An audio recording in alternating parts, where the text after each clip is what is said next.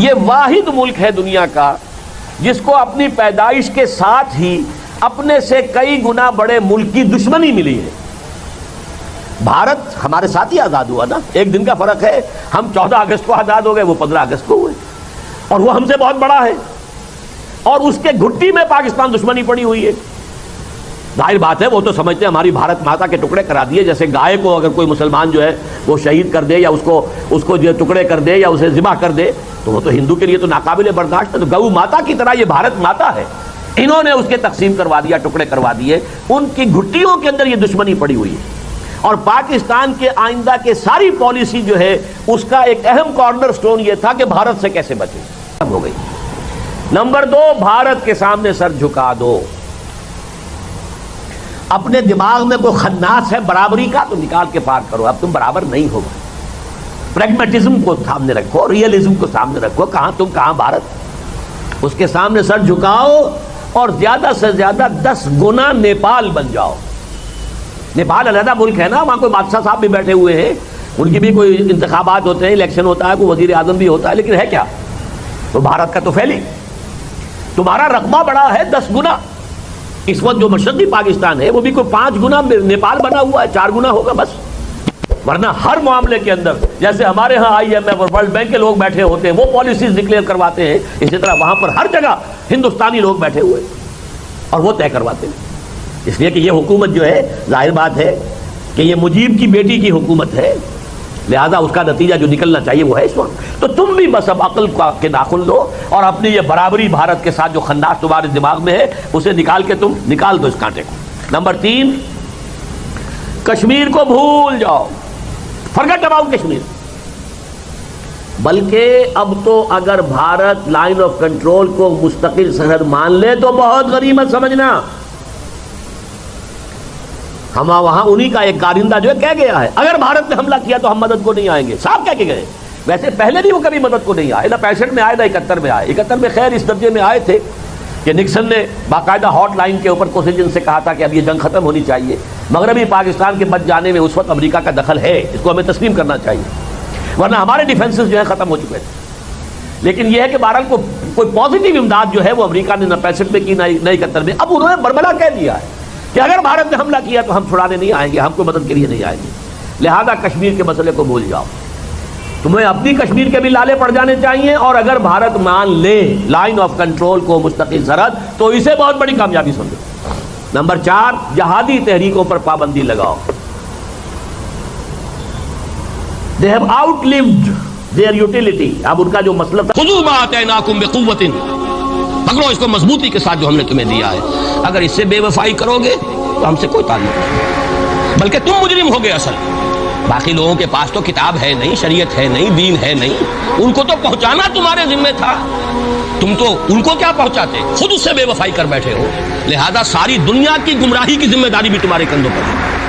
یہ ہے وہ جرم جس کی بنا پر سزا ملے گی، سزا کے مستحق ہیں ہم، اور ہم میں سب سے بڑھ کر عرب ہیں جن کی مادری زبان عربی ہے، جن کو صرف نحو پڑھنے کی ضرورت نہیں قرآن سمجھنے کے لیے، وہ تو از دل خیزت بر دل ریزت براہ راست کمیونیکیشن قرآن سے ہو رہی ہے۔ وہ بے وفائی کریں تو ظاہر بات ہے مہا مجرم وہ ہے۔ لیکن پھر غیر عرب مسلمانوں میں اس وقت روئے ارضی پر سب سے بڑی مجرم قوم 10 کروڑ مغربی پاکستانی ہے۔ یہ میں ڈنکے کی چوٹ کہہ رہا ہوں اور بہت عرصے سے کہہ رہا ہوں، اس لیے کہ ہم وہ لوگ ہیں کہ جنہوں نے اسلام کے نام پر ملک بنایا۔ کوئی ملک دوسرا دنیا میں اس وقت اسلام کے نام پر نہیں بنا۔ ہم وہ لوگ ہیں پاکستان بنانے کے لیے لاکھوں جانیں مسلمانوں کی کلمہ گوؤں کی گئیں اور ہزاروں عصمتیں لوٹی، اور نہ معلوم کتنی مسلمان لڑکیاں اور عورتیں جو ہے رہ گئی پھر بھی ہمیشہ سکھوں کے پاس، اور وہ آئی نہیں پاکستان اس اسلام کے نام پر۔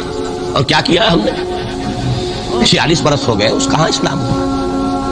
لہذا اس سے بڑی مجرم قوم عربوں کے بعد ہم یہ کہہ سکتے ہیں ہمارا عام آدمی قرآن نہیں پڑھتا، قرآن جانتا نہیں، ٹھیک ہے، اپلی ہے کچھ نہ کچھ، اس اعتبار سے ان کے بعد نمبر ہمارا ہے، لیکن باقی پوری دنیا کے مسلمانوں سے بڑھ کر مجرم ہیں۔ اور ہم اصل میں نہ صرف یہ کہ خود اپنے حصے کے مجرم ہیں، بھارت کے مسلمانوں کا بھی سارا وبال ہماری گردن پر ہے۔ آج میں چاہتا ہوں کہ اس کو آپ اچھی طرح نوٹ کر لیں۔ بھارت کے مسلمانوں نے، جسے آپ فرض کفایہ کہتے ہیں، نماز جنازہ فرض کفایہ، چند لوگوں نے بھی کسی مسلمان کی نماز پڑھ لی تو سب کی طرف سے ادا ہوگی، کسی نے بھی نہیں پڑھی تو سب مجرم ہو جائیں گے، بستی کے سب لوگ مجرم ہیں۔ بھارت کے مسلمانوں نے فرض کفایہ ادا کیا جب پاکستان بنوا دیا آپ کو، اور اس کی قیمت آج بھی وہ دے رہے ہیں. کھلے نعرے لگ رہے ہیں مسلمان کے 2 استھان، پاکستان یا قبرستان، تیسرا کوئی جگہ نہیں. ڈنکے کی چوٹ کہا بابری مسجد کے بعد LK اڈوانی نے، ہم ساری مسجدیں گرا دیں گے ہندوستان میں، کوئی مسجد باقی نہیں چھوڑی. ڈنکے کی چوٹ اعلانیہ، یہ سب کچھ ہو رہا ہے. اور یہ نعرے تو نامعلوم کب سے لگ رہے ہیں، اور نامعلوم کب سے میں یہاں ان مسجدوں کے اندر بھی اور اپنی تقریروں میں غور کرتا رہا کہ کیا وہاں ہو رہا ہے. لیکن ہمارے تو کان پر جو نہیں ریگتی، ہمارے تو وہی دھندے ہیں، وہی کاروبار ہے، اپنا بزنس ہے، اس کے سارے مسئلے ہیں، اس کی اپنی بلڈنگیں ہیں، اپنی موٹریں ہیں، اپنے ٹیلی ویژن ہیں، اپنے کئی کورسز کے ڈنرز ہیں. اللہ خیر صلی اللہ، ہمیں بحث کیا اسلام سے؟ تو بتائیے ہم سے بڑا مجرم کون ہوگا؟ آج جو کچھ ہندوستانی مسلمان پر بیت رہی ہے اس کا جرم ہمارے کندھے پر ہے. یہ میں جذباتی انداز میں نہیں کہہ رہا، میں تو 2 اور 2 4 کی طرح ثابت کر سکتا ہوں. انہوں نے فرض کفایہ ادا کر دیا. اور اس وقت یاد کیجئے مولانا ابوالکلام آزاد، مولانا مدنی، جمعیت علماء ہند کے علماء اپنے تقدس اور اپنے تدین اور اپنے تقوی کے اعتبار سے انکویسچنیبل، کوئی شک و شبہ نہیں ہو سکتا ان کی نیت پر اور ان کے تقوی پر اور کردار پر. انہوں نے کیا کہا تھا؟ یہی کہا تھا کہ یہ پاکستان بنا کر تم مسلمانان ہند کو 3 حصوں میں تقسیم کر دو گے. 3 میں کہا تھا، 2 میں نہیں، 3 میں. حالانکہ بظاہر تو ایک پاکستان بن رہا تھا نا، لیکن یہ مولانا ابوالکلام آزاد کے الفاظ تھے کہ 25 برس سے زیادہ یہ 2 خطے یکجا نہیں رہ سکتے. اور 25 برس کیا، 24.25 برس میں ٹوٹ گیا پاکستان. 25 برس پورے نہیں ہوئے، اور ان کے الفاظ تھے یہ کہ 25 برس سے زائد جمع نہیں رہ سکتے. 24.25 برس میں ختم ہو گیا. 16 دسمبر 1970 کو پاکستان ختم ہو گیا کہ نہیں؟ 71 کو. بہرحال نوٹ کرنے کی بات ہے. انہوں نے، ہم نے کیا کہا تھا؟ میں بھی مسلم لیگی تھا، میں نے بھی نعرے لگائے، چاہے غیر شعوری دور تھا، ہائی اسکول اسٹوڈنٹ تھا. پاکستان کا مطلب کیا، لا الہ الا اللہ، فلک شگاف نعرے لگائے ہیں. اور نوائے وقت کا پرچہ انتظار کرتے تھے اسٹیشن پر کھڑے ہو کر، حصار ریلوے اسٹیشن کے اوپر، کہ اب گاڑی آئی اور اب نوائے وقت لیا اور پھیل گئے پورے شہر میں اس کو پہنچانے کے لیے. ہم کیا کہا کرتے تھے؟ ارے نہیں، 2 طرف سے پاکستان جو ہے مضبوط پاکستان ہوگا. ہندوستان میں کسی ہندو کو جرت ہوگی مسلمان کے لیے کوئی میلی نگاہ سے دیکھنا بھی؟ وہ سارے خواب کہاں گئے؟ وہ تو حرم ہوئے. وہ 2 طرف کا جفا تھا وہ تو ختم ہوا، اس لیے کہ وہ زنبور تو اب رہا ہی نہیں، وہ تو کھل گئی، نارتھ ہی ختم ہوئی، وہ مشرقی پاکستان. اور حال یہ ہے کہ آپ کی وزیر اعظم بنگلہ دیش نے یہ بھی پسند نہیں کیا کہ بابری مسجد پر جو بیان تھا وہ نواز شریف صاحب کے ساتھ مشترک بیان دے دیں. یہ اشتراک بھی دنیا کے سامنے نہ آ جائے کہ مشرقی پاکستان سابقہ اور اس وقت بنگلہ دیش کی وزیر اعظم اور مغربی پاکستان جو اب وٹ ریمینز آف پاکستان کے تحت صرف پاکستان ہے، اس کے وزرائے اعظم نے مشترکہ بیان دے دیا. یہ بھی نہیں آنا چاہیے. یہ حال ہے ہمارا. حالانکہ بات اپنی جگہ پر کوئی ایسی نہیں تھی، کوئی سیاسی نہیں، ایک مذہبی معاملے کے اوپر اظہار رائے کرنا تھا. انہوں نے کہا نہیں، آپ کے ساتھ مشترک بیان میں نہیں دوں گی، نہیں دیا. تو وہ جو تھا 2 طرف سے جفا وہ تو سن 71 میں کھل گیا. جو ہمارا حال ہے وہ تو ہونا ہی تھا. یہ ملک بنا اسلام کے نام پر، اس کا استحکام ہو سکتا تھا تو صرف اسلام کی بنیاد پر ہو سکتا تھا. اسلام سے غداری کی، لہذا یہاں تو اب قومیتیں ہیں، یہاں تو اب ایتھنک اور ریجنل اور نہ معلوم کس قسم کی اور لنگوسٹک جو ہے نیشنلٹیز ہیں، نیشنلزمز ہیں. وہ جو ایک امت ایک وقت میں بن گئی تھی، ایک قوم، مسلم قوم ہندو کے مقابلے کے لیے وہ ختم ہوئی. اور حال کیا ہو گیا ہے؟ اس سے پہلے بھی کبھی کبھی ہندو مسلم فسادات ہوتے تھے. کیا سندھ سے مسلمان نہیں پہنچ جاتا تھا وہاں ریلیف کے لیے؟ کیا پنجاب سے اور سرحد سے مسلمان نہیں جاتے تھے؟ بہار نہیں گئے تھے؟ کیا کانپور کی مسجد شہید ہوئی تھی 1915 میں تو پوری ہندوستان سے مسلمان نہیں پہنچے؟ آپ کیا کر رہے ہیں؟ مندر گرا دیے. یہاں بڑی بہادری کا کام کیا، مندر گرا دیے. شرم سے ڈوب مرنے کا مقام ہے. یہاں بھی گویا کہ ہم اپنے عمل سے اسلام کی مخالفت کر رہے ہیں. اسلام تو اجازت نہیں دیتا. آپ کسی اور کے جرم کی سزا کسی اور شخص کو نہیں دے سکتے. ہمارے پاس تو یہ سیکریٹ ٹرسٹ ہیں. یہ لوگ ذمہ وہ اپنے آپ کو منواتے نہیں، لیکن ہمارے تصور سے، اسلام کے تصور سے ذمہ ہے. ان کی جان، مال، عزت، آبرو، ان کی عبادت گاہوں کی حفاظت کا ذمہ ہے ہمارے. یہ بڑی بہادری کی ہے. ذرا سوچئے تو صحیح کیا دنیا نے سوچا ہوگا. اور نتیجہ کیا نکلا؟ اگر کسی درجے میں بھی بابری مسجد کی شہادت پر کوئی دنیا میں کوئی رائے عامہ ہو سکتی تھی کوئی ہندوستان کے خلاف، ختم ہو گئی. جو انہوں نے کیا 10 گنا تم نے کر لیا. انہوں نے ایک مسجد گرائی ہے، تم نے اتنے 100 کہتے ہیں، پتہ نہیں، مجھے تو معلوم نہیں 100 گرائے کتنے گرائے ہیں. بہرحال جتنے مندر تھے تم نے گرا دیے. فرق کیا ہے؟ ایک کردار ہے تمہارا، ایک ہی تمہارا اخلاق ہے، ایک ہی تمہارا معیار ہے، کوئی فرق ہی نہیں. بلکہ وہاں تو کم سے کم یہ تو رہا ہے دنیا کی آنکھوں میں دھول ڈالنے کے لیے کم سے کم یہ کہ فارن منسٹری جو ہے اس نے ریزائن کیا. ہم نے مان لیا جی ہم نہیں کر سکے، ہم مجبور ہیں. حالانکہ سب ان کی اجازت سے ہوا، بلکہ ان کی ملی بھگت سے ہوا. لیکن یہ کہ کلیان سنگھ نے فوراً استعفیٰ دے دیا، منسٹری ختم. پھر وہ بھارت کی مرکزی حکومت نے اور بھی پارٹیز کو بھی بین کر دیا، اور اس کے بعد یہ ہے کہ انہوں نے حکومتیں بھی 3 اور صوبوں کی توڑ دی. وہ تو سرخرو ہو گئے پوری دنیا کی جو رائے عامہ ہے. ہم اس کے سوا کیا کر سکتے ہیں؟ ہمارا ایک دستور ہے، دستور میں جو بھی صوبائی حکومت ہوتی ہے اس کی اجازت کے بغیر ہم فوج بھیج نہیں سکتے. وہاں پہ صوبائی حکومت تھی، اس نے ہمیں یقین دہانی کرائی تھی، سپریم کورٹ کو بھی یقین دہانی کرا دی تھی کہ مسجد کو کچھ نہیں ہوگا، تو ہم تو اس کے اوپر ڈیپینڈ کر رہے تھے. ہے سب جھوٹ، سب کو پتا تھا جو کچھ ہوگا، اندر خانے ملی بھگت تھی. لیکن یہ ہے کہ کم سے کم انہوں نے فیس سیونگ کے لیے ان کے پاس مواد موجود ہے، آپ کے پاس تو وہ بھی نہیں. آپ کے تو اخبارات میں لکھا ہے کہ کارپوریشنز کے ٹریکٹرز جو ہیں گئے ہیں گرانے کے لیے، اور وزراء جو ہے، ایک وزیر کا نادر پرویز کا تو نام آیا ہے، اخبار میں خبر تھی، ہم نے بھی پڑھی تھی، فوٹو بھی دیکھا تھا کہ وہ خود ہاتھ میں پھاوڑا لے کر جو ہے وہ منظر گرانے کے لیے چلے. یہ جو صورتحال ہے جان لیجئے، اس وقت میں آپ کو بتانا چاہتا ہوں ہندوستان کے مسلمان پر تو جو قیامت بیت رہی ہے. میں نے اپنا ایک تاثر کچھ عرصے پہلے یہاں پہ بیان کیا تھا، رہا ہے میرا تاثر، اور وہ ہے اصل میں وہ لاسٹ سپر جو ہے انجیل میں جس کا تذکرہ ہے حضرت مسیح علیہ السلام نے جو آخری کھانا رفع سماوی سے قبل کھایا ہے اس باغ میں جہاں روپوش تھے اپنے حواریین کے ساتھ. تو اس میں یہ الفاظ آئے ہیں، میں نہیں جانتا صحیح ہیں غلط ہیں، وہ ایک علیحدہ بات ہے، کہ آپ نے وہ روٹی توڑی اور کہا کھاؤ، eat and this is my flesh, یہ میرا گوشت ہے، کھاؤ. اور اس کو کہتے ہیں وائن، کوئی مشروب ہوگا جو بھی ہوگا، ڈالا کہ پیو، drink and this is my blood. میرا احساس ہمیشہ یہ رہا ہے. اس کے بعد کچھ ماند پڑ گیا، جب یہاں مسلمان نے یہاں مارا ہے اور کچلا ہے اور زندہ آگ میں جلایا، پھر بات ختم ہو گئی، میرے دل کے اوپر سے وہ احساس ختم ہو گیا. وہاں ہندو کے ہاتھوں جب مسلمان کے ساتھ یہ کچھ ہوتا تھا تو پھر جب میں کھانا کھاتا تھا محسوس کرتا تھا کہ میں ہندوستانی مسلمان کا گوشت کھا رہا ہوں اور ہندوستانی مسلمان کا خون پی رہا ہوں. یہ ہمیں عیش جو یہاں حاصل ہے، جو ہمارا آرام حاصل ہے، جو ہمیں یہاں پر سہولتیں حاصل ہیں، جو معاشی اس کی کاسٹ پر اس نے آپ کو یہ ملک لے کر دیا اور آج تک اس کی قیمت ادا کر رہا ہے. اور ہم جو ہے عیش کر رہے ہیں، گلچھرے اڑا رہے ہیں. یہاں جس کے پاس 2 پیسے ہو گئے برقع اتار کے اس نے پھینک دیا. یہ معلوم ہوتا ہے کہ یہ تو مفلسی کو چھپانے کا ذریعہ تھا. 4 پیسے ہوں، اچھے کپڑے پہنے ہوئے ہوں، میک اپ صحیح کیا ہوا ہو، تو پھر برقعے کی کیا ضرورت ہے؟ اور میں نے شاید سنا ہے آپ کو، مجھ سے تو چند لڑکیوں نے یہ الفاظ کہے باقاعدہ. میں جب پریکٹس کرتا تھا لاہور میں کرشن نگر میں، تو ایک گھرانے کی، اور مجھے معلوم ہوا کہ ان کے والد انتہائی نیک تہجد گزار. کئی لڑکیاں تھیں بہنیں، ایک ہی تقریباً عمر 200 سے 1.5 سال کی. کبھی وہ آتی تھی کلینک میں میرے تو برقعے سمیت، کبھی آ رہے ہیں تو بغیر برقعے کے. میں نے پوچھا یہ کیا تماشا ہے آپ لوگوں کا، کبھی بغیر برقعے کے کبھی برقعے سمیت. صاف جواب دیا، میں ان کے الفاظ کوٹ اینڈ کوٹ میں ان کے الفاظ کوٹ کر رہا ہوں. ڈاکٹر صاحب جب ہمیں کوئی میک اپ کرنے کا، کپڑے بدلنے کا موقع نہیں ملتا تو ہم برقع پہن لیتے، اور جب ہمیں موقع ملتا پھر ہم برقع کائے کو پہنتے. تو گویا کہ اس کو چھپانے کا ذریعہ بنتا ہے کہ کپڑے میلے ہیں، میک اپ نہیں کیا تو لہذا برقع پہن لیا. یہ ہے حال پاکستان میں اسلام کا جو ہم نے بنایا ہے. تو میں جو کچھ دیکھ رہا ہوں وہ یہ ہے کہ ہندوستان میں تو قیامت، اب وہاں جو آفیشیل فگرز ہیں 1000 1200 کتنے ہیں، لیکن کم سے کم 10,000 آدمی، اور اب یہ چین ہے فسادات کی. کل کے اخبار میں احمد آباد کی تھی، کبھی کہیں ہے کبھی کہیں ہے. اور واقعہ یہ ہے کہ تبصرے یہ ہو رہے ہیں کہ ہندو فنڈامنٹلزم از آن دی رائز. یہ جو کچھ ہوا ہے، جتنا بھی اس کے اندر ان کو گرایا گیا ہے، ان کی حکومتیں گرائی گئی ہیں، اس سے انہیں تقویت حاصل ہو گئی. They are getting stronger and stronger. Congress کے لیے اب اپنی جو ہے جان بچانی مشکل ہے، اور اس وقت سب سے بڑا ان کے لیے جو ہو گیا وہ یہ ہے کہ وہ کمیونسٹوں کی سپورٹ کے بغیر چل نہیں سکتے. اور کمیونسٹ جو ہے وہ ان کی جو اس وقت وہ امریکہ کے زیر اثر جو اپنی اکنامک پالیسیز چینج کر رہے ہیں اس کا ساتھ دینے کو تیار نہیں. تو یہ ڈائلیما ہے. جبکہ ادھر جو ہے وہ بالکل جو ہندو ذہن ہے وہاں کا ریوائولسٹ ذہن وہ پوری طریقے سے پائے.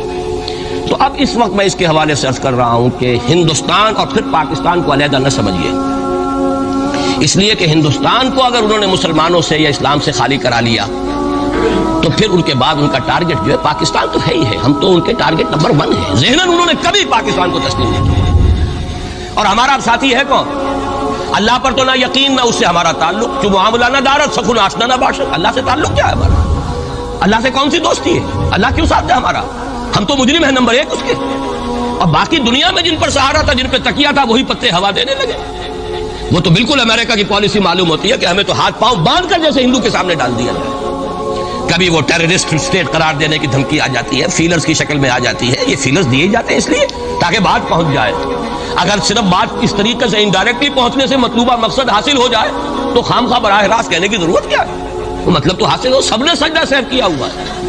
ہمارے ہاں ہر ادارہ سجدہ سہو کر چکا امریکہ کے سامنے، ٹوٹل سرنڈر. اور یہ بات جو قاضی حسین احمد صاحب کہہ رہے ہیں 100% درست کہہ رہے ہیں. 100% اس میں ٹوٹل سرنڈر، چاہے وہ بے نظیر ہو، چاہے وہ نواز شریف ہو، اور چاہے وہ کوئی اور ادارہ ہو آپ کا جو یہاں پہ قوت کا اصل سرچشمہ ہے اور منبع ہے، سب کے سب 100% جو ہے اس کے سامنے سجدہ کر چکے ہیں۔ یہی وجہ ہے کہ وہ بے نظیر کا ساتھ دے رہے۔ بے نظیر کا ساتھ کائے کو دے؟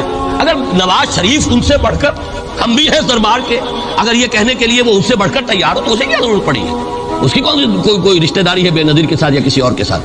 ہاں اگر نواز شریف کہیں کسی جگہ پر بھی کوئی اگر اپنے پاؤں کو گھسیٹتا، ڈریگ کرتا، اپنے فیٹ کو کہیں کوئی رکاوٹ ڈالتا، پھر ٹھیک ہے، پھر اس کو آلٹرنیٹ لانے کے لیے تو کوئی ہے نا کوئی سوال۔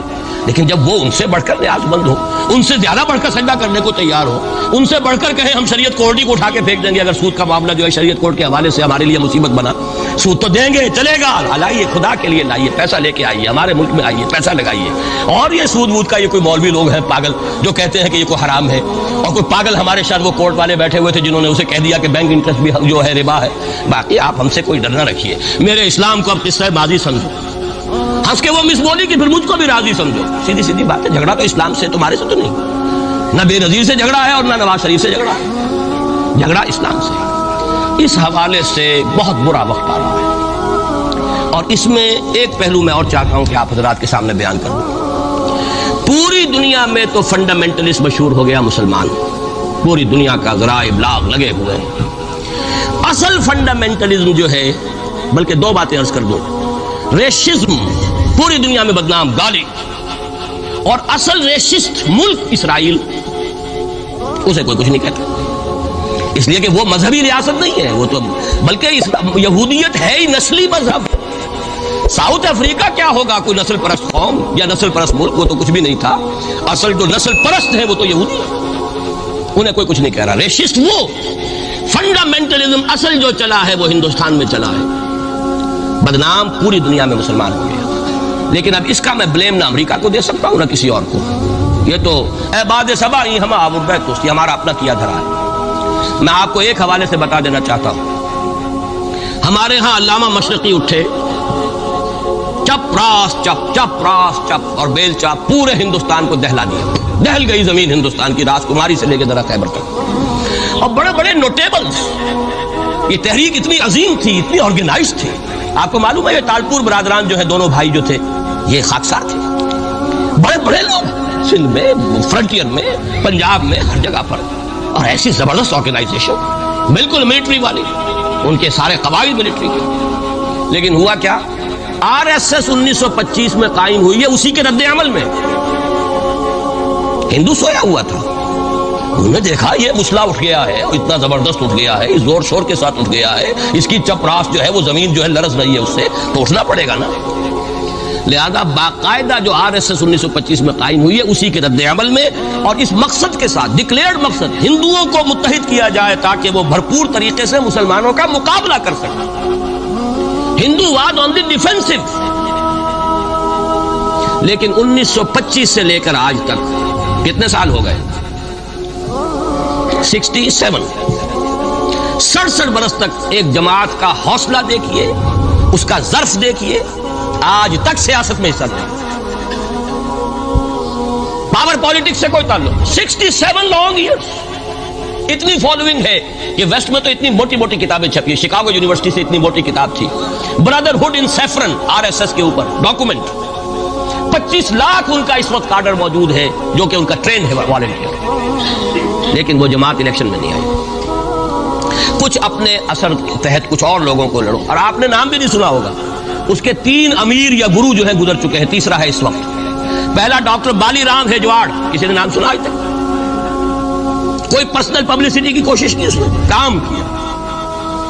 دوسرا مہادیو گولوالکر گرو جی، کسی نے نام بھی نہیں سنا ہوگا۔ اس وقت کون ہے؟ بالا صاحب دیورس۔ یہ 3 ان کی عمارتیں کہہ لیں یا جو بھی کہہ لیں، خلافتیں ہیں جو آئی ہیں، اور ایسا منظم نظام ہے، لیکن کہیں سیاست میں نہیں۔ ہمارا فنڈامنٹلسٹ سیاست کے میدان میں آ کے زیرو ہو چکا۔ پہلے تو علامہ مشرقی اٹھے تھے، وہ تو ویسے ہی ایک جوش کے اندر آ کر ایک خاص جذباتی کیفیت میں اپنی موومنٹ کو کال آف کر کے بیٹھ گئے۔ 10 لاکھ آدمی، غالباً 10 لاکھ کی فگر تھی، 10 لاکھ یا 1 لاکھ جتنے بھی تھے، میں فگر کے بارے میں نہیں کہہ سکتا، دلی میں جمع نہیں ہوں گے تو میں پارٹی کو ڈسبینڈ کر دوں۔ وہ چند افراد کی کمی رہ گئی تھی اس فگر سے، تو اسی غصے میں آ کر پارٹی ڈسبینڈ، ختم۔ اب وہ خاکسار ہمارے ہاں تو رہ گئے ہیں، کبھی کسی خاص سیریمنی کے موقع پر کچھ سلامی دینے کے لیے چپراس کرتے آ جاتے ہیں بیچارے، وہ ان کے تو کوئی نام و نشان بس اس معنی میں ہے کہیں، اللہ اللہ خیر۔ اصل فنڈامنٹلسٹ آرگنائزیشن جماعت اسلامی ابھری، لیکن اس نے پاکستان میں آتی پاور پالیٹکس کے اس میں اندر اپنے آپ کو دفن کر کے زیرو کر دیا۔ وہاں یہ معاملہ چلا، یہ ہے اصل میں جو فرق آپ کو سمجھنا ہے۔ یہ 1925 یہ جو دوسری جماعتیں ہیں، وی ایچ پی ہے، وشوا ہندو پریشد، یہ اس کی ایک ذیلی تنظیم ہے، جیسے جماعت اسلامی کی ذیلی تنظیمیں ہیں اسی طرح کی ذیلی تنظیم ہے۔ آر ایس ایس خود کبھی نہیں آئی پالیٹکس میں، اور 2 مرتبہ تاریخ میں اس کو بین کیا جا چکا ہے ہندوستان میں، چونکہ آر ایس ایس کا آدمی تھا جس نے گاندھی کو اسیسینیٹ کیا تھا 1948 میں، دی پارٹی واز بینڈ۔ اس کے بعد جب اندرا گاندھی کا دور آیا ہے وہ ایمرجنسی کا، اس میں بھی پارٹیز اس نے بین کی تھی، آر ایس ایس بھی بین ہوئی ہے، لیکن ہر مرتبہ پہلے سے زیادہ ابھر کر آئی ہے۔ اور آج یہ سب کے سب وی ایچ پی والے، بی جے پی والے، یہ سب در حقیقت آر ایس ایس کے آدمی، اور یہ ان کا ڈکلیئرڈ ایم اب بن چکا ہے، اور حالات جو ہیں ہم اس سزا کے بالکل مستحق ہو چکے ہیں۔ اس یہاں سے کبھی ہم نے کنارہ نہ کیا، لیکن تیری رحمت نے گوارا نہ کیا۔ یہ تو ہو سکتا ہے اب بھی ہم اسی اللہ کی رحمت پر تو ادھار کھا سکتے ہیں، لیکن واقعہ یہ ہے کہ ہم اس سزا کے بالکل مجرم ہو چکے ہیں اور مستحق بن چکے ہیں، اور نظر یہ آ رہا ہے کہ اب حالات ہمارے لیے زیادہ سے زیادہ پیچیدہ سے پیچیدہ، مشکل سے مشکل، اور زیادہ سے زیادہ جو ہے گمبھیر ہوتے چلے جا رہے ہیں۔ بھارت میں ہندو فنڈامنٹلزم بڑی تیزی کے ساتھ ایک طوفانی شکل کے اندر آیا، اور بھارت میں تو مسلمان تنظیم کوئی ہے ہی نہیں۔ آپ کے شاید علم میں آیا 2 جماعتیں بین کر دی، جماعت اسلامی بین۔ ارے جماعت اسلامی بھارت کی جو اصل جماعت ہے وہ تو ایک علمی کام کرنے والی، دعوتی کام کرنے والی، قرآن مجید کے تراجم شائع کی سیاست میں تو ہے ہی نہیں ہوگا، لیکن یہ کہ اس کا اور سوال ہی پیدا نہیں ہوتا ٹیررزم کا یا کسی درجے میں بھی کوئی اس طرح کی ایکٹیویٹی جماعت اسلامی، لیکن وہ ہے نا کہ وہ ترازو کا ایک پلڑا اگر ادھر 3 کو بین کیا تو ادھر بھی 2 تو ہو کم سے کم، وہ جماعت اسلامی بین ہو۔ ہاں کشمیر میں جماعت اسلامی کا ایک رول ہے، لیکن کشمیر کی جماعت اسلامی علیحدہ جماعت اسلامی ہے، وہ ہندوستان کی جماعت اسلامی سے اس کا تعلق نہیں، جیسے پاکستان کی جماعت اسلامی، مشرقی پاکستان یا بنگلہ دیش کی جماعت اسلامی، ہندوستان کی جماعت اسلامی اور کشمیر کی جماعت، یہ 4 علیحدہ ہیں بالکل، ان کا آپس میں تنظیمی رابطہ کوئی نہیں۔ کشمیر کی جماعت اسلامی یقیناً ہے، اور یہ سمجھتا ہوں میں، اور یہ صحیح بات ہے، بعض تبصرہ نگاروں نے لکھی بھی ہے کہ اصل میں اس وار سے انہوں نے کشمیر کے مسئلے میں جب یہ بین کیا ہے وہاں کی 3 ہندو جماعتوں کو، تو اس کے ساتھ ہی 2 مسلمانوں کو ایک لپیٹ میں لے کر پارٹیز کو، تو کشمیر میں جو جماعت اسلامی چونکہ ابھی تک وہ بینڈ نہیں تھی، اور جماعت اسلامی کا آرگنائزیشنل جو ہے بیکنگ مل رہی تھی حزب المجاہدین کو، جو وہاں پر جو بھی اس وقت جو جد و جہد کر رہی ہے، لہذا اس کو کمزور کرنے کے لیے کیا ہے۔ لیکن یہ کہ ہندوستان میں کوئی مسلمانوں کی لیڈرشپ ہے ہی نہیں، سارے قائدین تو پاکستان بنا کے پاکستان آ گئے تھے، رہ تو گئے تھے وہاں پہ وہی جمعیت علماء ہند کے لوگ، اس وقت بھی سنبھالا ہے تو انہوں نے سنبھالا، مولانا حفظ الرحمان سہاروی نے سنبھالا ہے، مولانا ابوالکلام آزاد نے کچھ سنبھالا دیا جتنا بھی دے سکے، باقی مسلم لیگی تو سبھی آ گئے تھے، وہاں سے رہ کون گیا تھا، لے دے کر مدراس میں کوئی 1-2 اور کیرالہ کے اندر، کیرالہ میں البتہ یہ کہ راشٹریہ سیوک سنگھ کے مقابلے میں مسلم سیوک سنگھ قائم کیا گیا، اور وہ کام بہت اچھا کر رہے تھے، لیکن اور یہ دجالی تہذیب جو ہے اب اپنے آخری مرحلے میں داخل ہو گئی ہے کہ خاندانی نظام کو اور عصمت و عفت کے تمام اقدار جو ہیں ان سب کو تہو بالا کرنے کے لیے وہ آخری اپنی مہم شروع کرنے والی ہے۔ یہ تو ہے عالمی تہذیب جس میں میں اور آپ سانس لے رہے ہیں۔ دوسری بات میں نے کہی تھی پاکستان وجود میں کیسے آیا، ذرا اسے بھی ذہن میں تازہ کر لیں۔ دیکھیے آج سے 200 سال قبل پورے ہندوستان پر مسلمانوں کی حکومت تھی، کہیں کہیں کوئی ہندو راجا، بس زیادہ آپ یہ کہہ سکتے ہیں کہ مغلیہ سلطنت کمزور ہوئی تو اپنی اپنی جگہوں پر جو مسلمان جو تھے نواب وغیرہ وہ طاقتور ہو گئے، یہی بات تھی، لیکن تھی تو مسلمانوں کی حکومت۔ انگریز آیا، انگریز نے ہم سے حکومت چھینی، کہیں کہیں ہندوؤں سے بھی چھینی، کہیں پنجاب میں سکھوں سے لی، یہاں سندھ میں تو مسلمانوں سے لی تھی، تالپور خاندان کی حکومت تھی۔ اور ایک تو پہلا مرحلہ تو یہ ہوا کہ کوشش کی ہندوؤں نے، مسلمانوں نے مل کر انگریز کو دفع کریں، نکال دیں 1857 میں، جسے اب کہا جاتا ہے جنگ آزادی، پہلے کہتے تھے غدر، لیکن وہ ناکام ہو گئی۔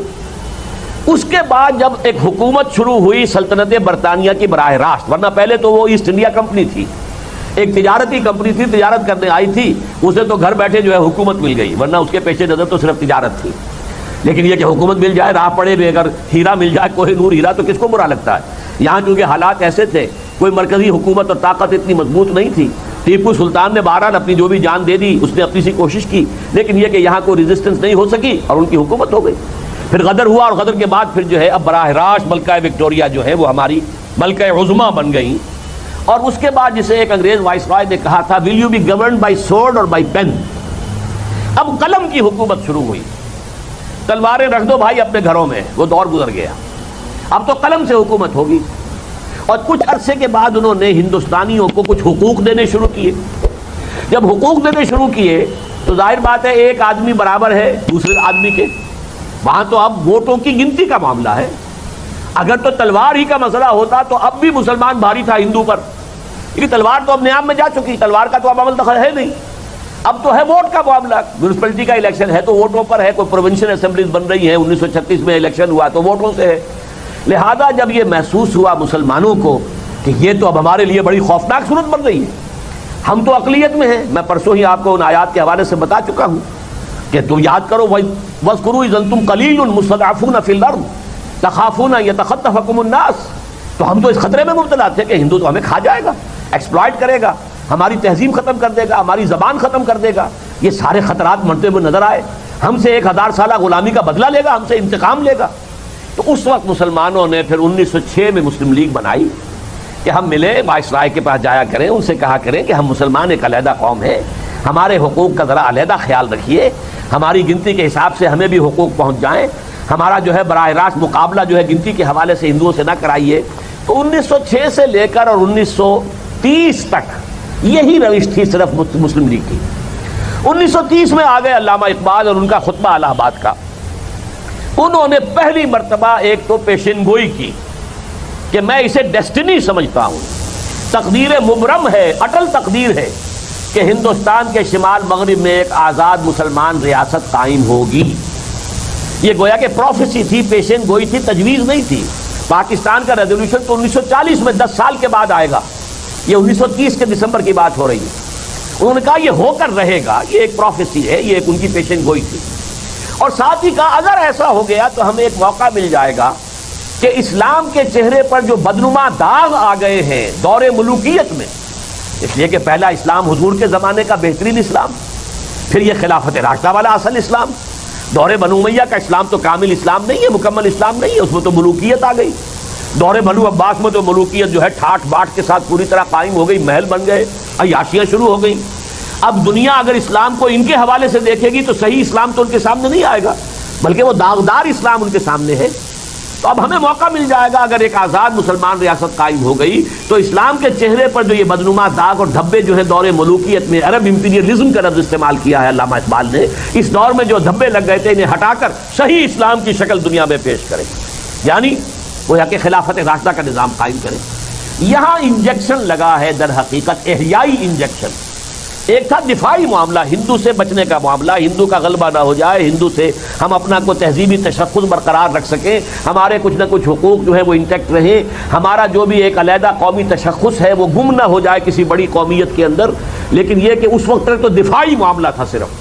اب علامہ اقبال نے انجیکشن لگا دیا. اس میں جیسے آپ دیکھتے ہیں نا کئی اسپتال میں کوئی مریض پڑا ہوا ہے، گلوکوز کی بوتل لگی ہوئی ہے، پھر اسی کی جو وہ نلکی جا رہی ہے اسی میں انجیکشن لگا دیتے ہیں کوئی، وہ اسی کے ساتھ ساتھ وہ انجیکشن جو ہے اسی گلوکوز کے ساتھ یہ وہ انجیکشن کی دوا بھی اندر پہنچ گئی. تو علامہ اقبال نے اس خالص دفاعی جو ایک جد و جہد ہو رہی تھی مسلم لیگ کے تحت، اس میں احیاء اسلام کا ایک انجیکشن لگایا. اور شاعری میں تو خیر انہوں نے احیاء اسلام کی بڑی خبریں سنائیں، اور سنا ہے یہ قدسیوں سے میں نے وہ شعر پھر بیدار ہوگا. تو یہ جو چیزیں کہی تھی انہوں نے، جیسے کہ 2 شعر میں نے آپ کو پہلے بھی سنائے ہیں کہ تمہاری تہذیب اپنے خنجر سے آپ ہی خودکشی کرے گی، جو شاخ نازک پہ آشیانہ بنے گا وہ ناپائیدار ہوگا. اور مسلمانوں سے کہا کہ سبق پھر پڑھ صداقت کا، شجاعت کا، عدالت کا، لیا جائے گا تجھ سے کام دنیا کی امامت کا. اور یہ کتاب ملت بیضا کی پھر شیرازہ بندی ہے، یہ شاخ ہاشمی کرنے کو ہے پھر برگ و بر پیدا. تو ایک رنائسنس اسلام کا احیاء کا جو خواب ہے وہ علامہ اقبال نے اس تحریک پاکستان میں شامل کر دیا. تحریک مسلم لیگ میں، تحریک پاکستان تو وہ 1940 میں بنی. پھر 1937 میں قائد اعظم منظر پر آئے ہیں، ورنہ وہ مایوس ہو کر مسلمانان ہند سے کہ ان لوگوں کی میں کیسے قیادت کروں، ان کا تو حال یہ ہے کہ ان کا بڑے سے بڑا لیڈر صبح مجھ سے جو بات کرتا ہے شام کو جا کر گورنر کو بتا دیتا ہے، تو میں کیسے ایسی قوم کی جو ہے لیڈری کروں، تو کیسے کروں. ان لوگوں کے اندر تو اخلاق اور جو جس کو کردار کہتے ہیں، کیریکٹر کی کچھ ہے ہی نہیں. وہ تو مایوس ہو کے جا کے انگلستان میں بیٹھ گئے تھے. کچھ لوگوں نے انہیں بلایا ہے کہہ سن کر، اور ان میں خود علامہ اقبال بھی شامل ہیں جنہوں نے آمادہ کیا کہ آپ آئیے اور سنبھالیے. بہرحال سن 37 سے 47 تک پھر جو قائد اعظم نے بیانات دیے ہیں پوچھا گیا آپ کا دستور کیا ہوگا؟ ہمارا دستور تو قرآن ہے، 1400 برس پہلے سے طے ہے۔ نظام کیا ہوگا؟ اسلام کا نظام ہم قائم کریں گے، ہماری تہذیب، ہمارا تمدن، ہمارے قوانین، ہم تو سب اس کو نافذ کریں گے۔ تو یہ 10 برس تھوڑے نہیں ہوتے، 10 برس کا یہ راگ ہے کہ جو مسلم لیگ میں قائد اعظم سے لے کر جو چھوٹے سے چھوٹے قائد ہو سکتے تھے، لوکل لیڈر، سب نے یہ راگ الاپا، اس کے نتیجے میں پاکستان قائم ہوا۔ تو ابھی میں نے صرف اس ڈائلیما کے 2 ہارن جو ہیں وہ آپ کے سامنے رکھے ہیں، اور پاکستان کے نیشنل ایگزسٹنس کے ڈائلیما کا ایک اس کے ساتھ مزید پہلو یہ ہے، لہذا یہ پس منظر ہے۔ اب اس میں میں آپ کے سامنے پاکستان کی 52.5 سالہ زندگی کے 3 ادوار جو ہیں بڑے بڑے سامنے رکھنا چاہتا ہوں۔ پہلا دور ہے 30 سال کا، پھر 15 سال کا، پھر 7.5 سال کا، 52.5 بنیں گے یہ۔ سن 47 سے سن 77 تک کے جو ہمارے 30 سال ہیں، اس کے 4 سیلینٹ فیچرز ذہن میں رکھیے۔ سب سے پہلی بات یہ کہ ہمیں بھارت کے مقابلے کے لیے کسی سہارے کی ضرورت تھی۔ ہم نے اپنے آپ کو اٹیچ کر لیا امریکہ کے ساتھ، اور ہماری ساری پالیسیز اس کے مطابق بن گئیں۔ کولڈ وار میں ہم نے روس کے خلاف امریکہ کے ایجنٹ ہونے کا کردار ادا کیا۔ ہمارے ہاں سے U2 فلائی کر کے گیا تھا، جس پر شدید دھمکی دی تھی کرسچیف نے، یاد ہوگا آپ کو، بڑا بیر سے وہ گیا تھا، انہوں نے اپنا اڈا یہاں بنایا ہوا تھا۔ بہرحال وہ اس کا ایک پس منظر ہے، وہ میں آپ کو سادہ ترین الفاظ میں بتا دوں، اور سادہ ترین انسان کی زبانی۔ یہ سن 53 کی بات ہے، میں اس وقت جمعیت طلبہ کا ورکر تھا اور ناظم اعلیٰ تھا۔ لاہور آئے وزیر اعظم پاکستان، اس وقت کون تھے؟ خواجہ ناظم الدین، نہایت شریف انسان، سیدھا سادہ شریف آدمی۔ گورنر ہاؤس میں میں طلبہ کا ایک وفد لے کر ان سے ملنے گیا۔ اس زمانے میں ایک تجویز چل رہی تھی، میڈو، امریکن اسپانسرڈ تھی، مڈل ایسٹ ڈیفنس آرگنائزیشن، کہ یہ جو روس کے جنوب میں جو مسلمان ممالک ہیں، یہ مل کر ایک متحدہ محاذ بنا لیں تاکہ روس کی ایکسپینشن نہ ہو سکے، کمیونزم جو ہے نیچے کی طرف نہ آ سکے۔ MEDO, Middle East Defence Organisation. میں گیا تو میں نے پہلے تو باتیں کی، کچھ طلبہ کے مسائل تھے، کچھ ملک کی سیاست کے اور مسائل تھے۔ اس زمانے میں آپ کو یاد ہوگا کہ وہ تحریک چلی تھی، اینٹی قادیانی تحریک، اور لاہور میں مارشل لا لگا تھا، اس طرح کی مختلف باتیں۔ آخر میں نے کہا کہ صاحب اب ہم کچھ بات آپ سے میڈو کے بارے میں کرنا چاہتے ہیں، یہ آپ کس قسم کے معاہدے میں پاکستان کو جکڑ رہے ہیں؟ خواجہ صاحب نے بڑی سادگی میں نے دیکھیے یہ آپ کا کام نہیں، آپ طالب علم ہیں، یہ آپ سے متعلق مسئلہ نہیں ہے۔ تو مجھے اس وقت اللہ نے کیسی کوئی ہمت دے دی، میں نے کہا، سردار عبدالرب نشتر بھی ساتھ ہی موجود تھے، انہوں نے تعارف کرایا تھا کہ یہ اسلامی جمعیت طلبہ جو ہے یہ جماعت اسلامی کا اسٹوڈنٹ ونگ ہے۔ انہیں پتہ نہیں تھا کہ یہ کہاں سے آئے ہیں، آپ کسی دارالعلوم سے آئے ہیں، کہاں سے آئے ہیں۔ یہ خواجہ ناظم الدین سے ہمارا تعارف کرایا ان الفاظ میں کہ یہ جماعت اسلامی کا اسٹوڈنٹس ونگ ہے، یہ اسلامی جمعیت طلبہ یہ اس کے لڑکے ہیں۔ خیر، میں نے اس وقت کہہ دیا کہ جناب خواجہ صاحب، آپ تو یہ ہمیں ان بندھنوں میں باندھ کے چلتے بنیں گے، بعد میں ملک ہم نے سنبھالنا ہے، تو آپ ہمیں بتائیے تو صحیح کہ آپ ہمیں کن جکڑ بندیوں کے اندر جو ہے وہ باندھ رہے ہیں۔ اس شخص کی سادگی کا یہ نقشہ آج بھی میری نگاہوں کے اچھا ٹھیک ہے، اچھا ٹھیک ہے، فوراً بات کرنے کی۔ یہاں پہلے کہتے نہیں یہ آپ طالب علم ہیں، آپ کا اس سے کیا سروکار، یہ حکومت کا یہ فورن پالیسی کا مسئلہ ہے، آپ سے اس کا کیا تعلق۔ لیکن میرے اس ایک جملے پر فوراً موم ہو گئے، اچھا دیکھیے اب انہوں نے 3 جملے کہے۔ دیکھیے پنڈت جی تو نہیں چاہتے نا کہ پاکستان قائم رہے، پنڈت جی، پنڈت نہرو، پنڈت جی تو نہیں چاہتے نا کہ پاکستان قائم رہے، یہ صغرا ہے۔ دوسرا جملہ کبرا ہے، اور دیکھیے نا ہم اکیلے تو ان کا مقابلہ نہیں کر سکتے، سیدھی بات، لہذا ہمیں کسی سہارے کی ضرورت ہے، لہذا ہم یہ راستہ اختیار کر رہے ہیں۔ 3 جملوں کے اندر انہوں نے پاکستان کی یوں سمجھیے کہ فورن پالیسی جو رہی ہے آج تک جو رہی ہے، اب جو ہے ہمیں سلام کر کے چلا گیا ہے، چچا سام جو ہے سلام کر کے چلا گیا ہے، لیکن اب تک کی ہماری پالیسی کا یہ 3 جملے ہیں۔ بھارت تو نہیں چاہتا کہ پاکستان رہے، اور پاکستان خود از خود اپنی بنیاد پر بھارت کا مقابلہ نہیں کر سکتا، لہذا ہمیں تو سہارے کی ضرورت ہے۔ وہ سہارا ہم نے تلاش کیا ویسٹ کا، مغربی بلاک کا، اگرچہ اس میں ایک اضافی فیکٹر یہ تھا مذہبی، کہ یہ جو کولڈ وار ہو رہی تھی اس میں امریکہ یا اس کے جو الائز تھے یورپین، ان میں مذہب کی اس درجے نفی نہیں تھی جتنی کہ کمیونزم میں ہوتی تھی۔ کمیونزم میں تو مذہب کو عوام کی افیون کہا گیا، it's the opium of the masses, اخلاق کے لیے کوئی بنیاد ہے ہی نہیں، وہ تو معاشی حالات کے ساتھ اخلاقی قدریں بدل جاتی ہیں۔ تو گویا کہ الحاد اپنی آخری درجے میں کمیونزم میں تھا، اور وہ ویسٹ کے اندر بھی چاہے الحاد تھا، مغربی تہذیب تھی، عبادیت تھی، پھر بھی مذہب ان کے ہاں کسی درجے میں چرچ ہیں، لوگ جاتے ہیں. خاص طور پر امریکہ میں تو آج بھی چرچ آباد ہیں، یورپ میں اور انگلستان میں تو وہ بالکل غیر آباد ہو چکے ہیں، لیکن امریکہ میں اب بھی آباد ہیں. تو اس پہلو سے بھی ہمارا جو ہے ایک زیادہ مناسبت قائم ہوتی تھی مغربی بلاک کے ساتھ. تو بہرحال پہلی بات اہم کیا ہے کہ ہم نے اپنے آپ کو باندھ لیا اور مغربی بلاک اور خاص طور پر امریکہ کے گھڑے کی مچھلی بن گئے. نمبر 2، اب یہ ذرا تھوڑی سی تلخ بات سامنے آ رہی ہے.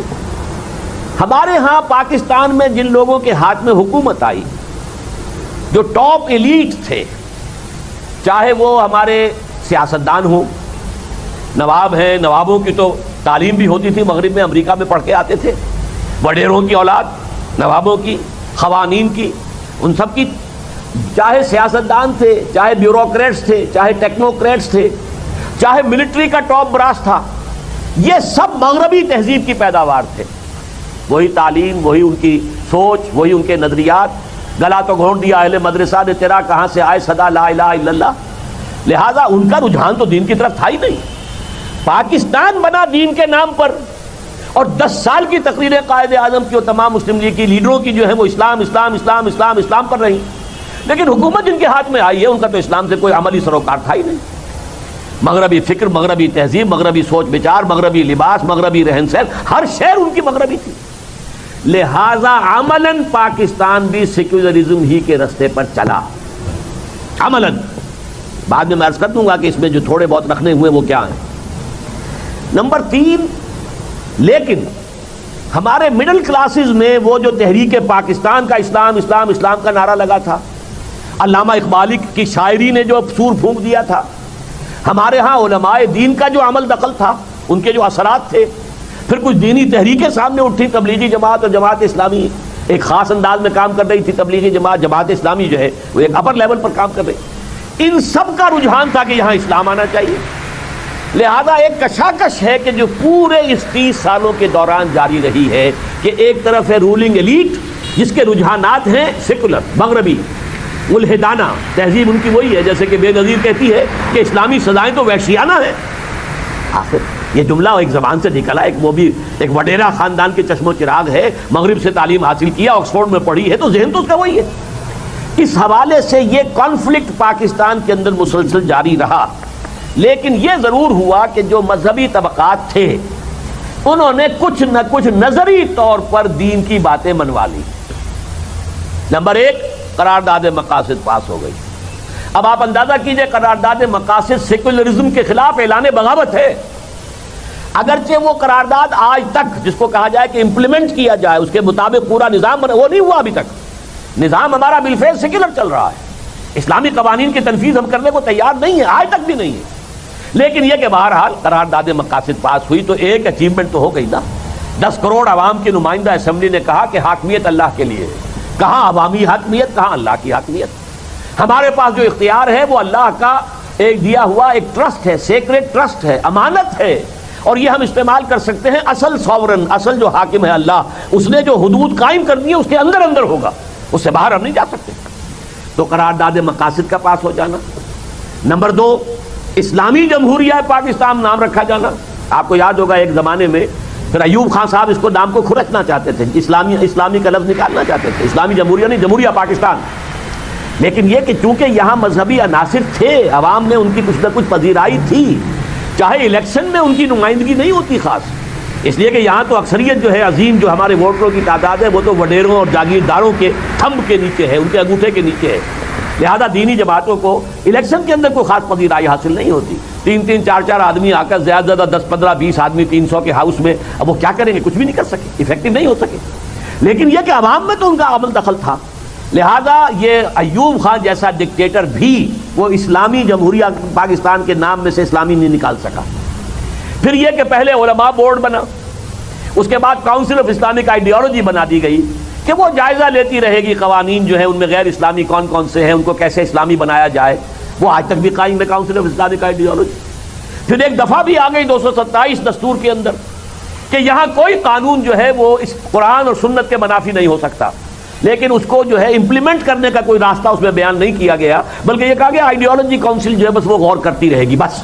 لہذا کاؤنسل آف اسلامک آئیڈیالوجیز کی جو رپورٹیں ہیں، سفارشات ہیں، ان کی جو الماریاں تو بھر گئیں، وزارت قانون میں، وزارت داخلہ میں، وزارت امور مذہبی میں الماریاں بھری ہوئی ہیں ان کی سفارشات کی، اور کروڑوں روپیہ لگا ہے اس اسلامک آئیڈیالوجی کاؤنسل پر، لیکن نتیجہ کچھ بھی نہیں۔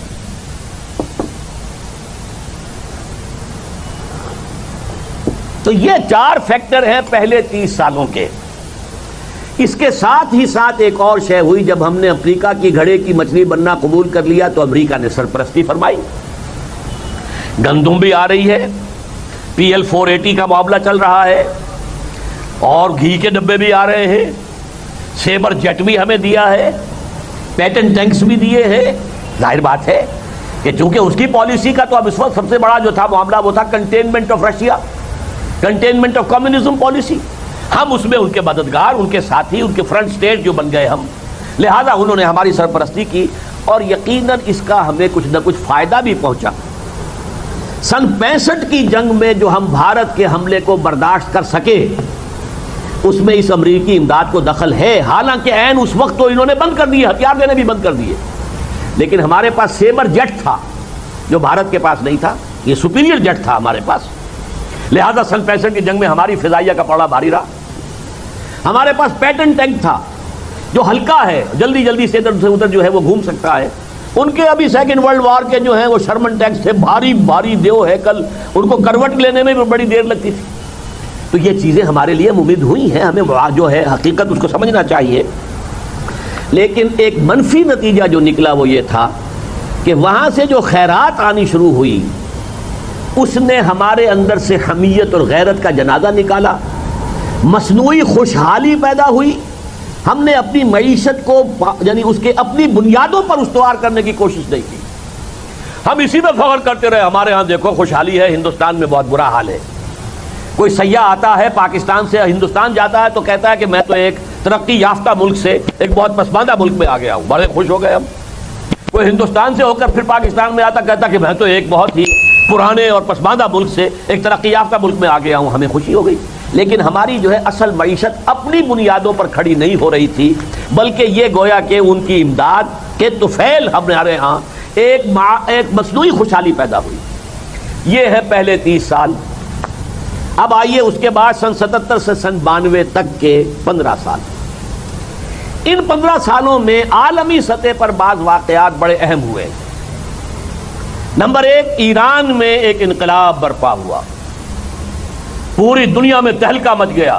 ملیٹنٹ اسلام آن دی مارچ، نیوز ویک اور ٹائم کے اتنے موٹے موٹے ضخیم خاص شمارے خاص جو ہے ان کے ایشوز آئے۔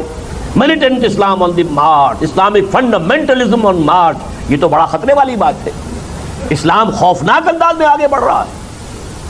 اچھا، جب ایران میں یہ انقلاب کا معاملہ چل رہا تھا، ہمارے ہاں بھی ایک نظام مصطفیٰ تحریک اٹھی، اور اتنی زوردار اٹھی کہ واقعہ یہ ہے کہ اگر جو لوگ انہوں نے یاد ہے تو تحریک پاکستان کے زمانے سے بھی کہیں زیادہ بڑھ کر جوش و خروش تھا نظام مصطفیٰ تحریک کا۔ لیکن نتیجہ یہ نکلا کہ وہاں ایران میں اینٹی شاہ موومنٹ تھی وہ، لیکن اسے ہائی جیک کر لیا علماء نے، علماء کی حکومت قائم ہو گئی، گویا کہ ایک مذہبی انقلاب آ گیا۔ ہمارے ہاں علماء اور مذہبی جماعتیں ڈیوائیڈڈ تھیں، اگرچہ ٹوکن ایک علامتی طور پر تو صدر بنایا گیا تھا مفتی محمود صاحب کو، لیکن یہ کہ حقیقت میں تو یہ جماعتیں انہیں اپنا لیڈر ماننے کو تیار نہیں تھی۔ کیا مولانا نورانی انہیں اپنا لیڈر مان سکتے تھے؟ نہیں۔ پھر یہ کہ پگاڑا صاحب اور اصغر خان صاحب کو کیا حقیقت مولانا مفتی محمود صاحب کو وہ اپنا لیڈر مان سکتے تھے؟ لہذا یہاں جو ہے آرمی آ گئی، اس نے ہائی جیک کر لیا۔ لیکن جس نے ہائی جیک کیا ضیاء الحق، پھر اس نے 11 برس تک یہاں پر اسلام اسلام اسلام اسلام اسلام کا نعرہ لگایا، کیا چاہے کچھ نہیں، لیکن یہ کہ ایک جوش، ایک خروش، ایک ولولہ، ایک جذبہ، لوگوں کے اندر ایک امید کہ اسلام آئے گا۔ ایک طرف ایران کا انقلاب، دوسری طرف یہ، اور تیسری طرف عظیم ترین واقعہ جو ہوا وہ افغانستان کا جہاد۔ افغانستان کے جہاد میں چونکہ اب پھر امریکہ آیا، امریکہ کو روس سے بدلہ لینا تھا ویتنام کی شکست کا، وہاں سے بھاگنا پڑا تھا، اسے دم دبا کر بھاگنا پڑا تھا، رشیا سے بدلہ لینا تھا، اور اپنے مد مقابل کی جو قوت تھی 2 سپر پاور سے اس کا بیڑا غرق کرنا تھا۔ اس نے جب دیکھا کہ افغانوں کے اندر ایک جذبہ حریت ہے، وہ غلامی کو قبول نہیں کر سکتے، وہ اپنی جان پر کھیل جائیں گے، جانیں دیں گے، اس نے اسلحہ دیا، پیسے دیے، اس نے سٹنگر میزائل بھی دے دیا، جو اس وقت تک کہیں وہ باہر لایا ہی نہیں تھا، ابھی وہ اس کا چھپا خزانہ تھا، لیکن وہ بھی دے دیا۔ نتیجہ یہ ہوا کہ اس کا جو نتیجہ نکلا وہ یہ کہ رشیا کو دم دبا کر بھاگنا پڑا، ویتنام کا جو ہے بدلہ بھی لے لیا، اور دوسرے یہ کہ جو رشین جو USSR تھا اس کی تحلیل ہو گئی۔ لیکن اس سے پوری دنیا میں جہاد کا غلغلہ، مسلح جہاد، یہ جو آج جو جہادی تحریکیں فنڈامنٹلسٹ ملیٹنٹ، ان کے خلاف جو بھی پورا مغرب جو ہے شور مچا رہا ہے، تو یہ سارا کا سارا جوش اور جذبہ، جیسے کہ ہمارے اس وقت کے جو چیف ایگزیکٹو ہیں انہوں نے کہا بھی ہے، تو آپ کا پیدا کردہ ہے، آپ نے افغانستان میں ان سب کو جو ہے پالا ہے، پوسا ہے، ان کو پیسے دیے ہیں، ان کو ہتھیار دیے ہیں، ان کو سہارا دیا ہے، یہ سارا کام تو آپ نے کیا ہے۔ ہمیں تو لینے کے دینے پڑ گئے، ہمیں تو کلاشنکوف کلچر ملا ہے، ہمیں ہیروئن کلچر ملا ہے اس کی وجہ سے، لیکن یہ ہے کہ اب آپ اپنا مطلب پورا کر کے جو ہے چاہتے ہیں کہ ان کے خلاف ہم کو اقدام کریں، تو یہ ہمارے لیے ممکن نہیں ہے۔ ابھی تک تو اس موقع پر قائم ہے، کب تک قائم رہیں گے یہ میں نہیں کہہ سکتا۔ بہرحال یہ جو چیزیں ہوئی اور اس جہاد افغانستان سے جو غلغلہ جہاد کا بلند ہوا، اس کا سب سے بڑا گہوارہ پاکستان بن گیا۔ امریکی اسلحہ گیا تو پاکستان کے تھرو، امریکی پیسہ گیا تو پاکستان کے تھرو، پوری دنیا سے مصر سے مجاہدین آ رہے ہیں تو پاکستان کے راستے داخل ہو رہے ہیں، سوڈان سے آ رہے ہیں تو پاکستان کے راستے افغانستان جا رہے ہیں، پوری دنیا سے جو بھی آیا، الجزائر سے آ رہے ہیں، کہاں سے آئے ہیں، سعودی نوجوان آیا ہے اس نے جانیں دی ہیں یہاں پر۔ اس وقت تو ایسے ہو گیا تھا جیسے خالص اسلامی جہاد ہے، اور یہ خالص اسلامی جہاد جو ہے عالمی سطح پر اسلام کا غلغلہ جو ہے اور غلبہ ہو جائے گا، اس کا ذریعہ بن جائے گا۔ یہ ہے ایک طرف کا معاملہ ان 15 سالوں کے دوران۔ اچھا، یہاں بھی پاکستان اب بن گیا فرنٹ سٹیٹ، پاکستان کنڈوٹ تھا، افغان جہاد کا پیسہ اسلحہ سب اس کے تھرو جا رہا تھا، لہذا امریکہ نے اپنی نگاہیں ادھر کر لی۔ اچھا تم چاہو چلو تم اپنا ایٹمک جو ہے ڈیولپ کر لو، جو بھی کرنا ہے، آنکھیں بند، غزے بصر۔ ہمیں ایک موقع مل گیا کہ ہم نے اس میں فائدہ اٹھا کر، ورنہ اگر یہ صورت نہ ہوتی تو یہ ہمارے ہاں اس ایٹمک ڈیولپمنٹ کو کسی قیمت پر بھی امریکہ نہ ہونے دیتا۔ وہ تو جو ہنری کسنجر نے کہا تھا بھٹو کے بارے میں کہ ہم تمہیں ایک عبرتناک مثال بنا دیں گے، جب بھٹو نے یہ کہہ دیا تھا کہ ہم گھاس کھا لیں گے لیکن ایٹم بم ضرور بنائیں گے۔ سن 74 میں چونکہ دھماکہ کر دیا تھا بھارت نے، تو اس کے مقابلے میں وہ چاہتے تھے کہ ہم بھی دھماکہ کریں، لیکن یہ کہ ابھی ہمارے پاس اس کا ساز و سامان بھی نہیں تھا۔ لیکن اب یہ ہے کہ امریکہ نے جو ہے اپنا منہ ادھر کر لیا کہ اچھا جو تمہیں کرنا ہے کر لو، بنا لو جو بنانا ہے۔ اس کے علاوہ اس دور میں وہ جو میں نے کہا تھا کہ اسلامی اور سیکولر کی جو کشمکش چل رہی تھی، اس میں بھی کچھ اسلام کے اعتبار سے ضیاء الحق صاحب نے پیش قدمی کی۔ پہلا کام یہ کیا کہ قرارداد مقاصد ابھی تک وہ تھی پری ایمبل میں، دیباچے میں تھی، اسے اٹھا کر دستور میں دفعہ 2(2)(a) اب وہ گویا کہ آپریٹو کلاز ہے پاکستان کے دستور کا، یہ ایک ختم ہو گیا۔ اور آگے نمبر 2 انہوں نے یہ کیا کہ فیڈرل شریعت کورٹ قائم کر دی، وہ جائزہ لے گی کہ کون سے قوانین اسلامی ہیں کون سے غیر اسلامی ہیں، اور جس کو غیر اسلامی قرار دے دے گی فیڈرل شریعت کورٹ وہ نل اینڈ وائڈ ہو جائے گا، اس کی جگہ پر اسلامی قانون بنانا۔ اگر کوئی معاملہ جو ہے وہ مرکزی حکومت کا ہے تو مرکزی حکومت بنائے، اور اگر کوئی پروونشل معاملہ ہے تو پروونشل حکومت بنائے۔ یہ ایک بہت بڑا قدم تھا، اگرچہ ضیاء الحق صاحب نے 2 ہتھکڑیاں پہنا دی، 2 بیڑیاں ڈال دی۔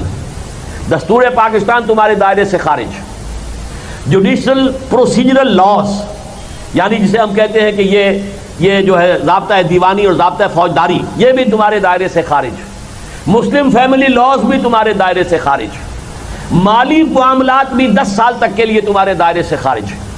تو یہ اگرچہ غیر مؤثر رہی فیڈرل شریعت کورٹ، جیسے کہ کاؤنسل آف اسلامک آئیڈیالوجی غیر مؤثر رہی، آج بھی وہ 3 بیڑیاں تو اس کو پڑی ہوئی ہیں، 2 ہتھکڑیاں اور 1 بیڑی۔ ایک بیڑی کھل گئی تھی کیونکہ وہ 10 سال کے لیے تھی، اب مالی قوانین 10 سال تک جو ہے تمہاری دسترس سے باہر رہیں گے۔ وہ جب 10 سال پورے ہو گئے تو فیڈرل شریعت کورٹ نے بینک انٹرسٹ کو ربا قرار دے کر اور حرام قرار دے دیا۔ 1991 میں یہ فیصلہ بھی آ گیا۔ یہ دوسرا بڑا لینڈ مارک ہے جو نظری اعتبار سے موجودہ تہذیب کو چیلنج ہے۔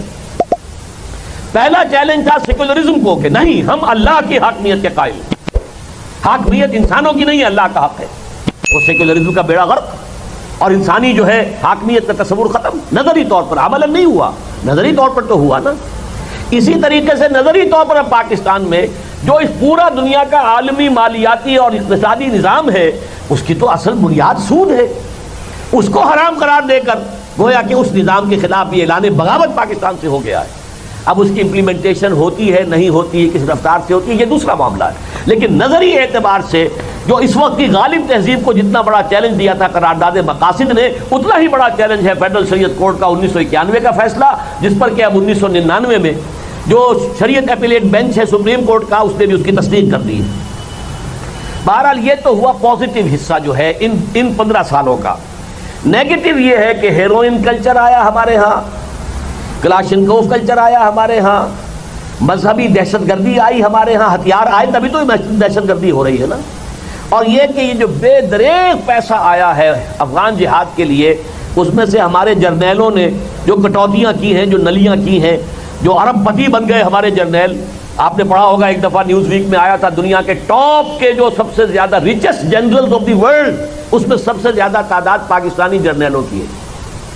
تو یہ جو اب دولت آئی ہے، اس نے کرپشن جو ہے اس دور میں جس قدر کرپشن ہوا ہے ہمارے ہاں، اور ہائیسٹ لیول کے اوپر کرپشن، اس نے ہماری معیشت کا بیڑا بالکل ہی غرق کر کے رکھ دیا۔ یہ نیگیٹو ایسپیکٹ ہوا ہے کہ جو اس دور میں ہوا ان 15 سالوں میں۔ اب آئیے بعد کے 7.5 سال، یہ تو چھوٹا سا عرصہ ہے سن 92 سے، اس میں کیا ہوا؟ رشیا جو ہے یو ایس ایس آر ختم، لہذا کولڈ وار ختم۔ کولڈ وار ختم تو پاکستان کی اہمیت ختم، ہمارے قدموں کے نیچے سے زمین کھسکنی شروع ہو گئی، کھسکنی شروع ہوئی۔ اصلاً تو اب نکلی ہے کلنٹن کے اس دورے پر اور کلنٹن کے اعلان کے بعد، لیکن کھسکنی تو شروع ہو گئی فوراً۔ اب ظاہر بات ہے کہ ایک ریشنلے ہوتا ہے ہر چیز کا، جب وہ کولڈ وار ہی نہیں رہی تو کولڈ وار الائز جو تھے، جو ان کے اتحادی تھے اس جنگ کے اندر، ظاہر بات ہے کہ ان کی کوئی حیثیت نہیں رہی۔ امریکی رویے میں تبدیلی آنے شروع ہوئی، جس کا کلائمیکس ابھی ہوا ہے۔ نمبر 3، ان 7.5 سالوں میں ہم IMF، ورلڈ بینک اور اس کے کچھ عرصے کے بعد ورلڈ ٹریڈ آرگنائزیشن، اور اسی کے تحت ہے ایک ٹرپس، اس طرح کی جکڑ بندیاں جو ہے معاشی دجالی جو نظام ہے دنیا کا معاشی، جو حضور نے فرمایا تھا کہ جو دجال کو مانے گا اسی کو کھانے کو ملے گا، جو اسے خدا مانے گا اسی کو وہ دے گا، رزق باقی کو نہیں دے گا۔ وہ نظام جو ہے آج ہم اس کے شکنجے میں کسے جا چکے ہیں، اور ہماری اصل معیشت کا دیوالا نکل چکا ہے۔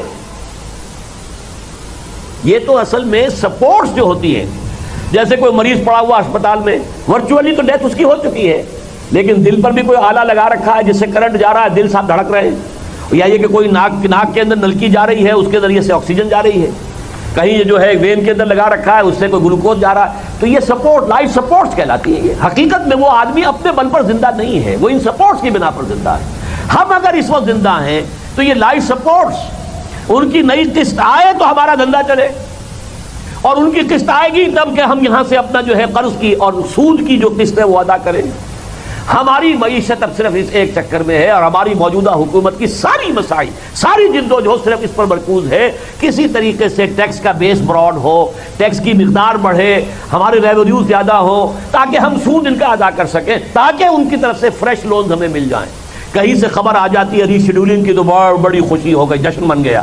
کہیں سے خبر آ گئی ابھی جو آج کل میں آئی ہے کہ اب IMF جو ہے فلاں اتنے ملین کا لون جو ہے انہوں نے طے کر لیا ہے کہ دے دیں گے، جو ہماری فسکل پالیسیز ہیں اب ان پر انہوں نے اظہار اطمینان کیا، تو یہ گویا کہ بہت بڑی کامیابی ہماری ہے۔ یہ ہماری معیشت کا حال ہو چکا ہے، اس جگہ ہم پہنچ چکے ہیں۔ اور یہ کہ اب جو ہے آ کر کلنٹن صاحب نے جو کہا، آپ ہمارے بڑے پرانے ہمارے الائی ہیں، کوئی شک نہیں ہے، ہم بڑی قدر کی نگاہ سے دیکھتے ہیں، آپ نے USSR اور کمیونزم کے خلاف بھی ہمارا ساتھ دیا، اور آپ نے جو ہے ہر موقع کے اوپر جو ہے آپ نے ہمیں سپورٹ کیا ہے، ہم بھی آپ کے ساتھ جو بھی بھلائی کر سکتے تھے کرتے رہے ہیں، لیکن اب یہ کرو گے تو ہم آپ کے ساتھ چل سکیں گے، اور اگر نہیں کرو گے تو 2 لفظ استعمال کیے ہیں، you will be a failed state, ناکام ریاست۔ اگرچہ ہم چاہتے نہیں ہیں یہ کہ ہمارا دوست پاکستان جو ہے وہ ناکام ریاست قرار دیا جائے، لیکن دھمکی دے گئے، اور آئسولیشن، آپ پوری دنیا میں اکیلے ہو جائیں گے، کوئی آپ کے ساتھ دینے والا نہیں ہو، کوئی آپ کی مدد نہیں کرے گا۔ یہ ہے وہ دھمکی کہ جو وہ دے گئے ہیں، اور اب پاکستان کھڑا ہوا ہے ایک دو راہے پر۔ وہ دو راہ کیا ہے اس کو میں ذرا آپ کے سامنے بیان کروں گا، لیکن اس سے پہلے میں ایک بات کہتا ہوں کہ give the devil his due، یہ جو تحویل قبلہ ہوا ہے امریکہ کا، کہ پہلے ساؤتھ ایشیا میں پاکستان پہ نظر کرم تھی، پاکستان دوست تھا، پاکستان سے ان کے ساتھ اتحاد تھا، اور اب انہوں نے وہ ٹرن لے لیا ہے، قبلہ بدل گیا نا، قبلہ اب ہے بھارت۔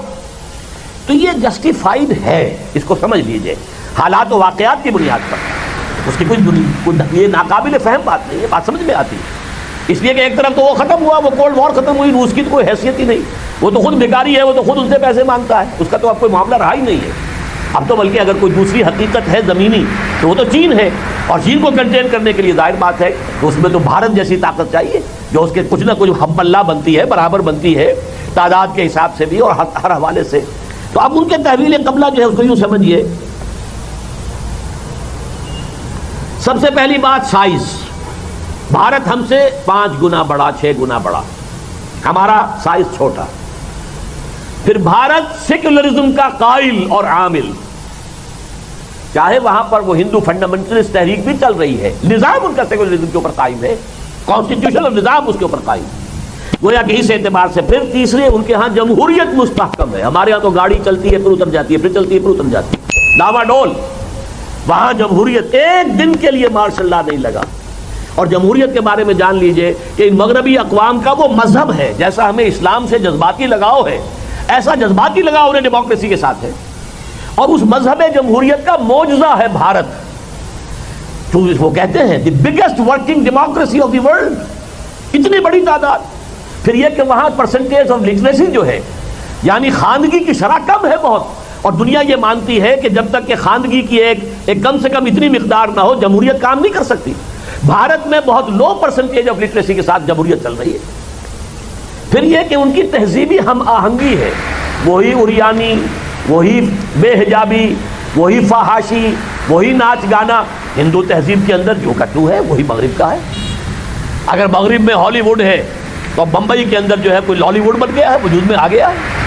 اب بلکہ یہ کہ بمبئی کی فلمیں جو ہے وہ تو ویسٹ کے اندر بھی مغربی فلموں کے مقابلے میں بھی، خاص طور پر مسلمان ممالک میں، گلف سٹیٹس میں جو انڈین فلمز ہیں اور جو اس کے ویڈیوز ہیں، وہ تو آپ کے ہاں بھی سونیا گاندھی نے کہہ دیا تھا کراچی چلے جاؤ اور جا کر ویڈیو شاپ دیکھ لو، بھری ہوئی ہیں ہماری فلموں کے ساتھ۔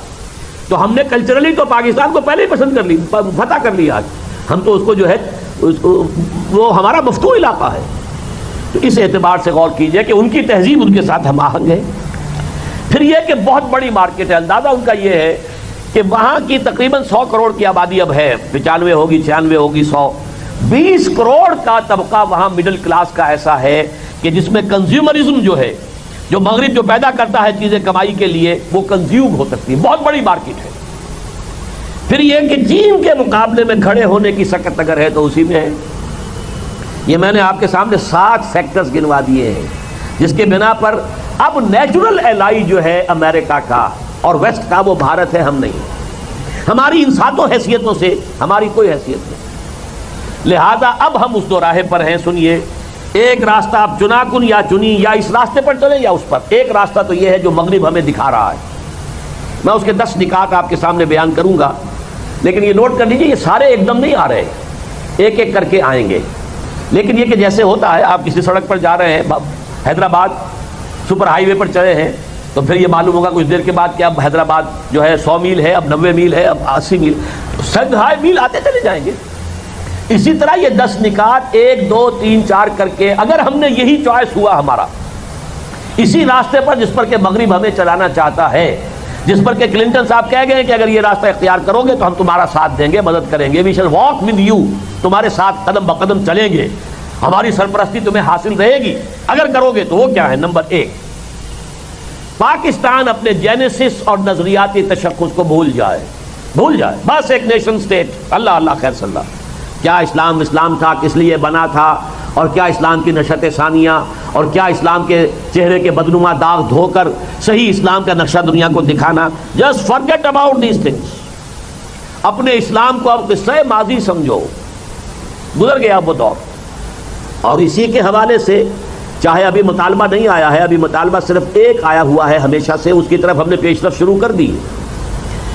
قانون توہین رسالت جو ہے یہ مغرب کو ہضم نہیں ہوا۔ ان کا تو لبرلزم یہ ہے نا، وہ کہتے ہیں دیکھو ہم عیسائی ہیں، ہم جیسس کو خدا کا بیٹا کہتے ہیں، لیکن یہ یہودی اسے باسٹرڈ کہتے ہیں، حرامزادہ کہتے ہیں معاذ اللہ، لیکن ہم نے تو کوئی روک ٹوک نہیں لگائی۔ یہ تم نے کیا تماشا بنا دیا ہے کہ رسول کی اہانت ہو جائے تو کیپٹل پنشمنٹ، پھانسی کی سزا دے دو گے۔ پوپ صاحب اس کے خلاف بولے، صدر کلنٹن اس کے خلاف بولے، پوری عیسائی ورلڈ کے اندر طوفان آیا۔ یہ کڑوا جو ہے گھونٹ وہ ویسٹ لینے کو تیار نہیں، لبرلزم کے خلاف ہے۔ سلمان رشدی نے اگر کچھ کہہ دیا تو آپ کیوں اتنے ناراض ہوتے ہیں؟ لبرلزم کا تقاضا ہے، برداشت کریں، آپ جواب دے سکتے تو دیں، آپ کو کوئی روکتا نہیں ہے، لیکن یہ ہے کہ یہ ہے ان کا معاملہ۔ اور اس کے بعد جو قدم آئے گا وہ یہ ہے کہ اپنے دستور سے قادیانیوں کو غیر مسلم اقلیت قرار دینے والی شک جو ہے اس کو ختم کرو، گویا کہ نظریاتی تشخص پاکستان کا ختم کیا جائے۔